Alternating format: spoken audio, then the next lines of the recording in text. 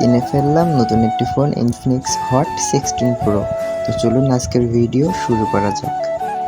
আজকে আমরা গিয়েছিলাম একটি ফোন পারচেস করার জন্য। আগে থেকে মডেল সিলেক্ট করে রাখছিলাম ইনফিনিক্স হট 16i। তো সেখানে দুটো ভেরিয়েন্টে ছিল, হট 60i এবং হট 60 প্রো। তো সেখানে আমরা মডেল সিলেক্ট করে রাখছিলাম। তো সেখান থেকে ভাইদের কাছ থেকে আমরা ডেমো পিস নিই এবং আমরা সিলেক্ট করি আমরা ইনফিনিক্স হট 60 প্রোটা নিব। তো সেখান থেকে আমরা কালার চয়েস করি যে আমরা ব্লু কালারের যেটা আছে আমরা সেইটাই নেব এবং আমরা সেখান থেকে ভাইদের কাছ থেকে সেটা পারচেস করি এবং আনবক্সিং করতে থাকি। নতুন কোনো ফোন আনবক্সিং করার মজাই অন্যরকম। নতুন কোনো ফোন কেনার পরে যে মজা হয় সেটা ভাষায় প্রকাশ করা যাবে না। সেখানে আমি নিজের হাতে ফোনটা আনবক্সিং করি।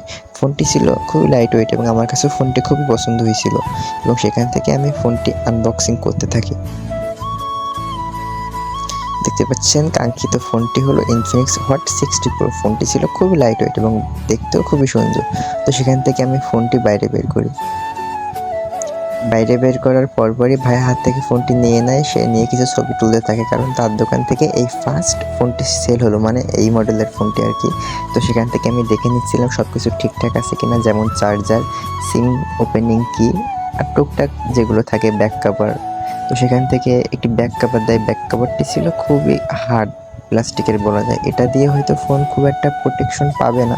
তো ভাইদের কাছ থেকে বললাম যে ব্যাক কভার আছে কিনা, কিন্তু ভাইয়েরা বললো না, এখনও এর ব্যাক কভার আসেনি যেহেতু এটা নতুন। তো ভাইয়েরা বললো আপনারা 1 সপ্তাহ পরে আসুন ব্যাক কভারটি নেওয়ার জন্য। তো এই দেখতে পাচ্ছেন কাঙ্ক্ষিত ফোনটি ইনফিনিক্স হট 60 প্রো। ফোনটি ছিল 8 প্লাস এক্সপেন্সিবল 8, মোট 16 জিবি র্যাম। ফোনটি ছিল খুবই সুন্দর। তো আজকের ব্লগে এই পর্যন্ত। সবাই ভালো থাকবেন, আল্লাহ হাফিজ।